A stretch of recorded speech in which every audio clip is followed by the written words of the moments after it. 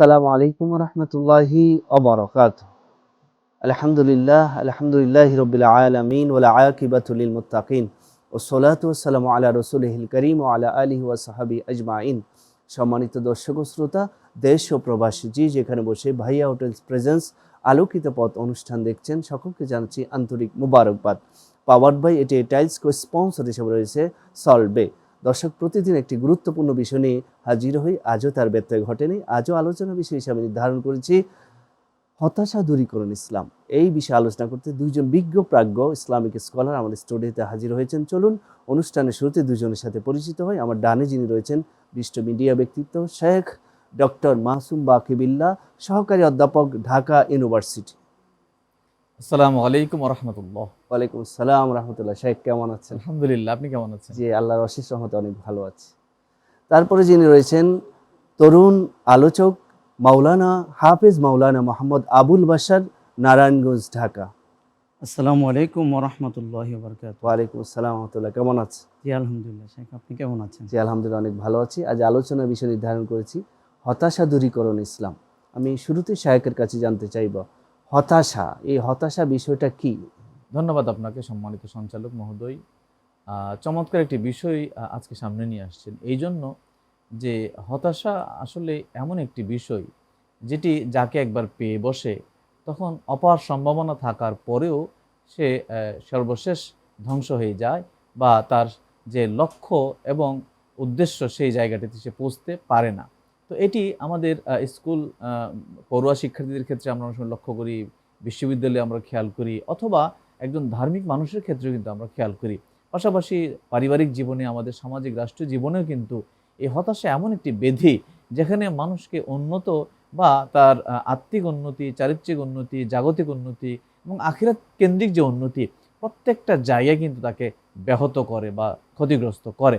আমরা দেখি আল্লাহ রাব্বুল আলামিনের কোরআন মাজিদে অনেক জায়গায় কিন্তু এই হতাশাগ্রস্ত না হওয়ার ব্যাপারে তিনি আমাদেরকে আশ্বাস দিয়েছেন। তিনি প্রতিদানের কথা বলেছেন। যেমন এক জায়গায় একবার বলেছেন, লা তাকনাতু মির রাহমাতিল্লাহ।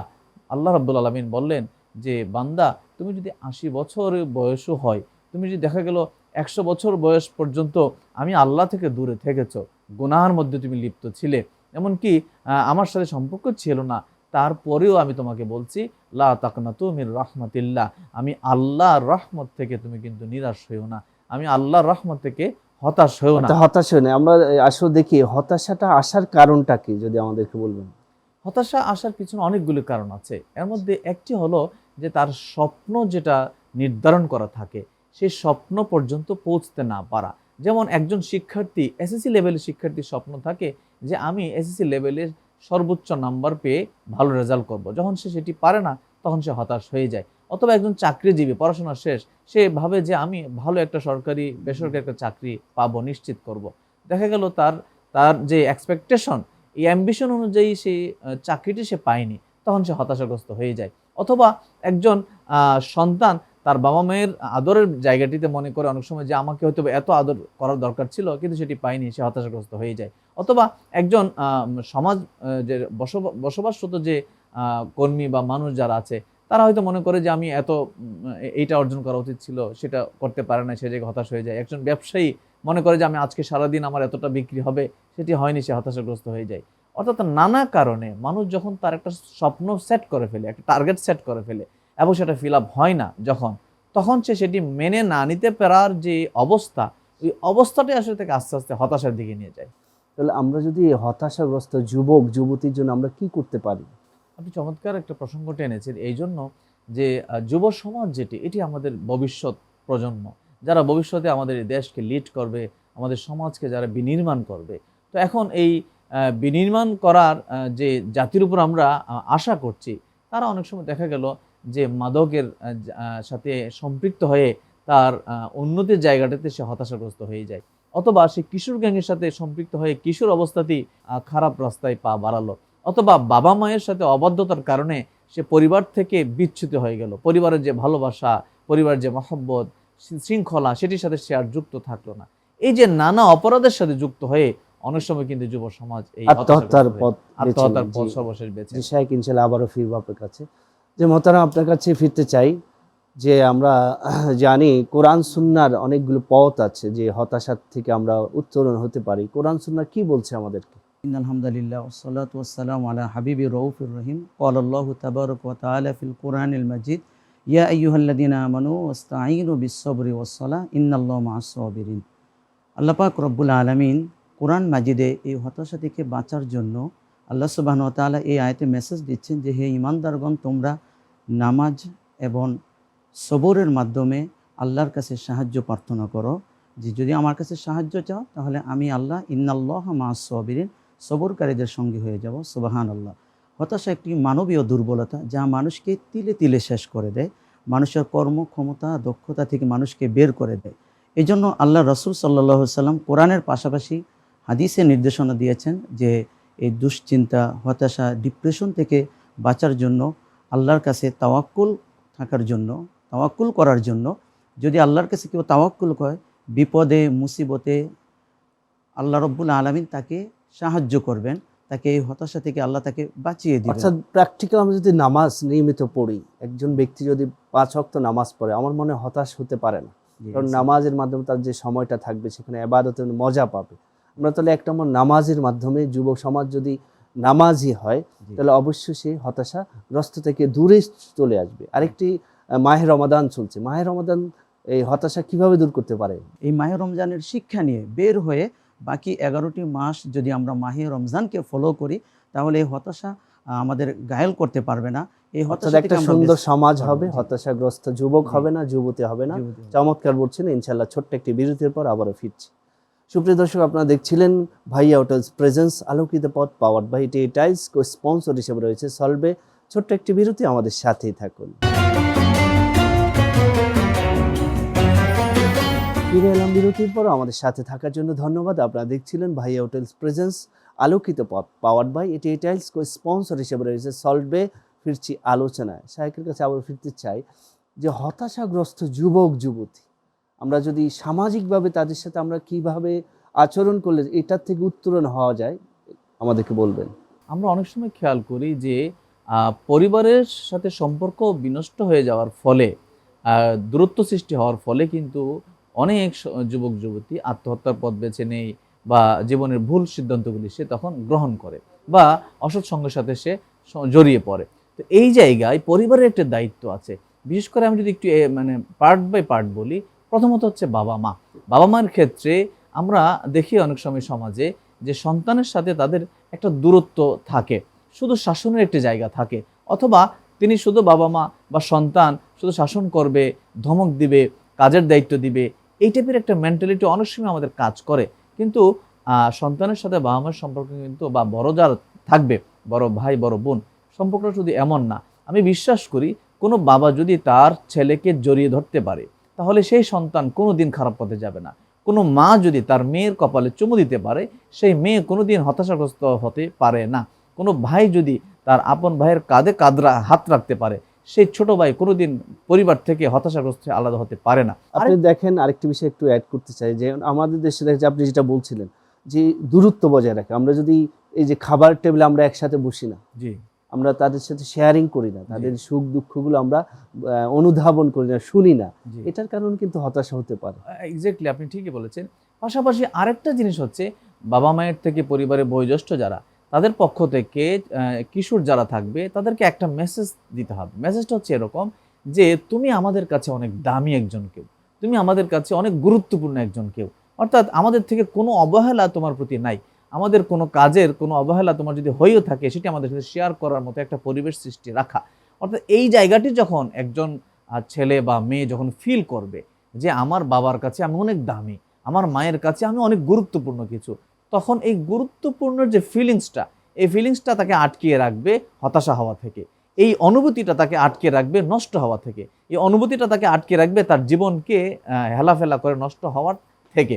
সুতরাং এই কয়েকটি জায়গা থেকে আমাদের পরিবার ভিত্তিক আরও বেশি সচেতন হওয়া দরকার। বিশেষ করে আমরা গার্ডিয়ান লেভেলে যারা আছি, যে আমি না থাকার ফলে আমার সন্তান কার সাথে মিশছে, সে একাকী হয়ে যাচ্ছে কিনা, সে আমার প্রতি বিতৃষ্ণা তৈরি হচ্ছে কিনা, এই যে বিতৃষ্ণা তৈরি হওয়া, একাকী হয়ে যাওয়া, এগুলোই কিন্তু আলটিমেটলি একটা সন্তানকে জীবন নষ্টের দিকে নিয়ে যায়, খারাপের দিকে নিয়ে যায়, এবং সর্বশেষ পর্যায়ে সে যখন এই অনুভূতিগুলো আর শেয়ার করতে পারে না, সে যখন মনে করে যে আমার কেউ নাই, আমার বাবাও নাই, বাবা মামা থেকেও নাই, বা আমার প্রতি তাদের গুরুত্ব কম, তখন সে আলটিমেটলি সর্বশেষ গিয়ে আত্মহত্যার মতো পথ কিন্তু বেছে নিই। আরেকটি বিষয় দেখুন, আমরা আমাদের সন্তানদেরকে যে আদব, এই আদবটা শিক্ষা দিচ্ছি না।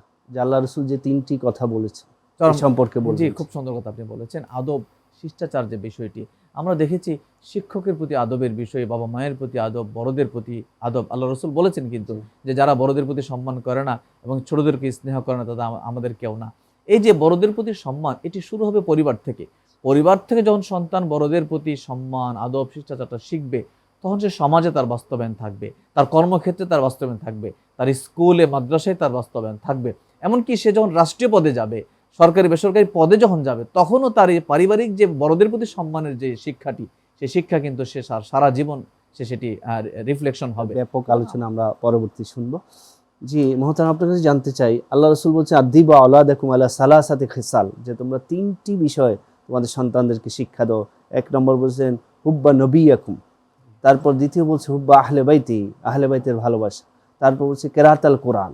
এই 3টি বিষয় শিক্ষা দিলে কি সন্তান হতাশা থেকে দূরে থাকবে? আপনি এই সম্পর্কে কোরআন সুন্নাহ অনুযায়ী বলবেন। আল্লাহ পাক রব্বুল আলামিন সূরা বাকারার মধ্যে আল্লাহ সুবহানাহু ওয়া তাআলা বলেছেন ওয়ালানাবলুওয়ান্নাকুম বিশাইইম মিনাল খাউফি ওয়াল জুই, যে আল্লাহ বান্দা যখন হতাশার মধ্যে ভুগে, যখন আল্লাহ রব্বুল আলামিন পরীক্ষা করেন কয়েকটা বিষয়ের মাধ্যমে, যেমন মিনাল জুই ওয়াল খাউফি, ভয়ের মাধ্যমে, ক্ষুধা নিবারণ দ্বারা আল্লাহ পাক রব্বুল আলামিন পরীক্ষা করেন। বান্দা যদি ওই মুহূর্তে যদি সবর করে, আল্লাহর উপরে যদি ধৈর্য ধারণ করে, আল্লাহ পাক রব্বুল আলামিন তাকে এই হতাশা থেকে আল্লাহ তাকে বাঁচিয়ে রাখেন। এই জন্য পেয়ারা রসুলে নবুবিতে হাদিসে পাওয়া যায় যে রসুল্লাহ কিছু আমলগুলা দিয়েছেন হতাশা থেকে বাঁচার জন্য, ডিপ্রেশন থেকে বাঁচার জন্য।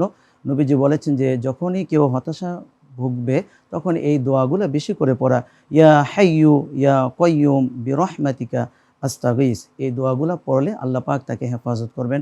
আরেকটি যেমন দোয়া আছে, আল্লাহুম্মা ইন্নী আউযু বিকা মিনাল হাম্মি ওয়াল হুজুন ওয়া আউযু বিকা মিনাল আজিসি ওয়াল গাসাল। এই দোয়াগুলা আমরা পড়তে পারি, তাহলে আল্লাহ পাক রব্বুল আলামিন তার প্রিয় নবীজি যে 3টি কথা বলেছেন হাদিস শরীফে যুবক যুবতীর জন্য হতাশা থেকে বাঁচার জন্য, এগুলোর পাশাপাশি কোরআন তেলাওয়াত হবে, হুব্বে নবিয়া, রাসূলুল্লাহ সাল্লাল্লাহু আলাইহি সাল্লামকে মহব্বত করবে, ভালোবাসবে, আল্লাহ রব্বুল আলামিনের বিধিবিধানগুলোকে মেনে ধরবে, আঁকড়িয়ে ধরবে, তাহলে আল্লাহ সুবহানাহু ওয়া তাআলা ওই হতাশা থেকে তাকে বাঁচিয়ে অর্থাৎ তার তো হতাশার কোনো সময় থাকবে না যখন বিধিবিধানগুলো পালন করবে। জি, চমৎকার বলছিলেন, ধন্যবাদ আপনাকে। ইনশাআল্লাহ ছোট্ট একটি বিরতির পর আবারও ফিরব। সুপ্রিয় দর্শক, আপনারা দেখছিলেন ভাইয়া হোটেলস প্রেজেন্স আলোকিত পথ, powered by TA tiles. Sponsor হিসেবে রয়েছে সলবে। নিচ্ছি ছোট্ট একটি বিরতি, আমাদের সাথেই থাকুন।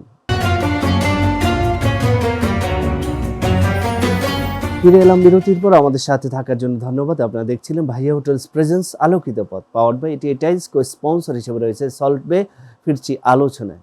শেখ, আবার আপনার কাছে ফিরতে চাই যে মোহতারাম আলোচনা করছিলেন যে একজন সন্তান তার নিরাশ হওয়ার কোনো সুযোগ থাকবে না। সে যদি মানে প্রতি ডেইলি রুটিন কোরআন তেলাওয়াত, নামাজ, তারপরে দান, সাদাকা, পাশাপাশি এই যে হতাশ হওয়ার থেকে উপায় যেগুলো বলছিলেন, এটাকে আমরা যদি ডেইলি রুটিন করে দিতে পারি, এই ব্যাপারে সমাজ, পরিবার কি ভূমিকা রাখতে পারে? রাসূল পাক সাল্লাল্লাহু আলাইহি ওয়াসাল্লাম ইরশাদ করেন, তোমরা তোমাদের সন্তানদেরকে সম্মান প্রদর্শন করো এবং তাদেরকে উত্তম চরিত্রে চরিত্রবান করো।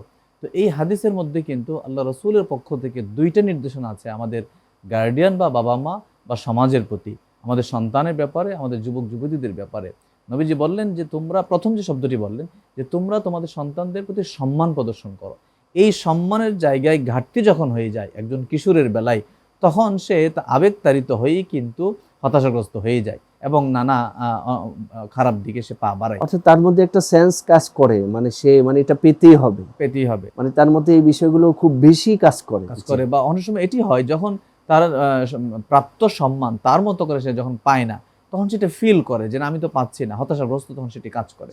আল্লাহ রসুলের ওই হাদিসের দ্বিতীয় যে শব্দটা তিনি বললেন যে এবং চরিত্রবান হিসেবে তাদেরকে গড়ে তোলো, উত্তম চরিত্রে চরিত্রবান করো তাদেরকে। এই উত্তম চরিত্রে চরিত্রবানের জায়গাতে যখন আমাদের অবহেলা থাকে, আমরা আমাদের সন্তানের যখন দেখভাল করি না, তখন সে আস্তে আস্তে ধূমপানের মাধ্যমে, প্রথম শুরু হয় ধূমপান, পরে আস্তে আস্তে মাদকের দিকে পা বাড়ায় এবং ইফটিজিংয়ের দিকে যায়, জেনা ব্যভিচারের দিকে যায়, অর্থাৎ সমাজের জন্য তখন সে বিস্ফোরা হয়ে যায়, আস্তে আস্তে তখন আলটিমেটলি সন্ত্রাসের কার্যক্রমের দিকে পর্যন্ত চলে যায়। এই যে সন্তানকে বা যুবক যুবতীদেরকে উত্তম চরিত্রে চরিত্রবান করার আল্লাহ রসুলের যে নির্দেশনা, এই জায়গাটিতে আমাদের বেশি আরো গুরুত্ব দিতে হবে। আল্লাহ রসুল সাল্লাল্লাহু আলাইহি ওয়াসাল্লাম আরেকটি হাদিস আছে এই ব্যাপারে, তিনি বলেন যে তোমাদের মধ্যে যে ব্যক্তি তার সন্তানকে একটি উত্তম চরিত্র শিখাবে সে যেন 100 পরিমাণ সদকা দান করে দিল। এই বিষয়গুলো আমাদের সমাজের মধ্যে রাষ্ট্র কিভাবে তদারকি করলে এই মানুষগুলোকে আমরা একটা ভালো অবস্থায় নিয়ে আসতে পারি? দেখুন, হতাশাগ্রস্তের ব্যাপারটা খুব ইনার থেকে আসে, অর্থাৎ মানুষের চিত্ত থেকে আসে। আপনি একজন হতাশাগ্রস্ত মানুষকে ডেকে নিয়ে আসে তাকে অর্থ দিয়ে বা তার থাকার জায়গা দিয়ে, খাবার দিয়ে কিন্তু তাকে হতাশা দূর করা যাবে না, কারণ হতাশাটা এই জায়গায় না।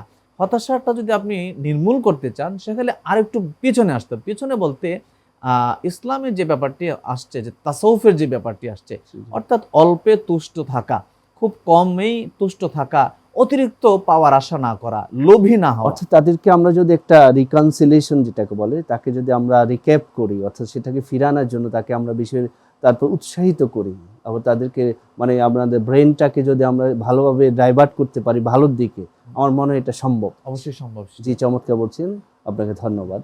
যে মোহতারাম, আপনার কাছে একেবারে সংক্ষেপে জানতে চাই যে আমরা এই হতাশাগ্রস্ত যুবক যুবতীকে কি কি কাউন্সেলিং করলে আমরা তাদেরকে এই সুপথে আনতে পারি? আমরা প্রথমে যুবক যুবতীদের কাউন্সিলের জন্য, হতাশা থেকে বাঁচার জন্য তাদেরকে এই উপদেশগুলো আমরা দিতে পারি যে তারা যদি 5 ওয়াক্ত নামাজ যদি তারা পড়ে, যদি নামাজের যদি তারা যত্নবান হয়, আদায় করে, তাহলে নামাজের মাধ্যমে এই হতাশা থেকে তারা অনেকটাই বেঁচে থাকতে পারবে।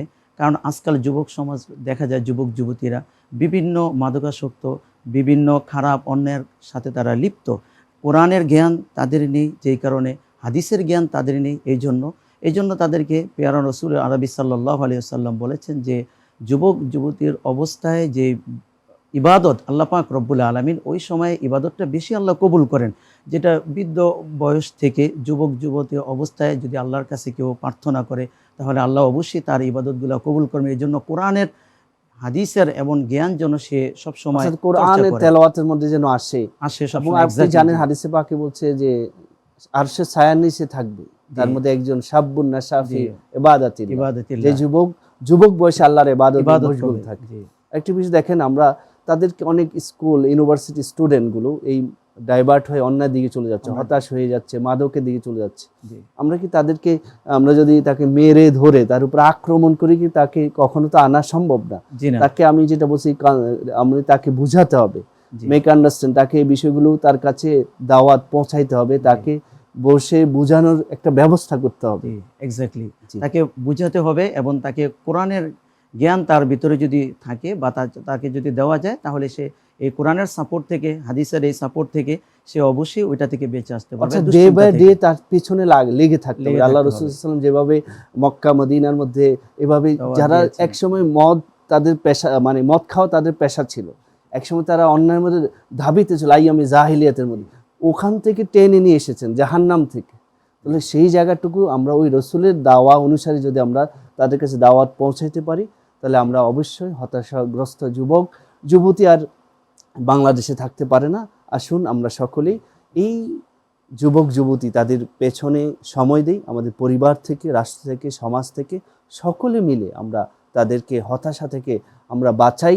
এই প্রত্যাশা এবং আশা রেখে আজ এই পর্যন্ত। ভালো থাকুন, সুস্থ থাকুন। আগামী পর্ব একই সময় একই টেলিভিশনের পর্দায় দেখার আমন্ত্রণ জানিয়ে শেষ করছি।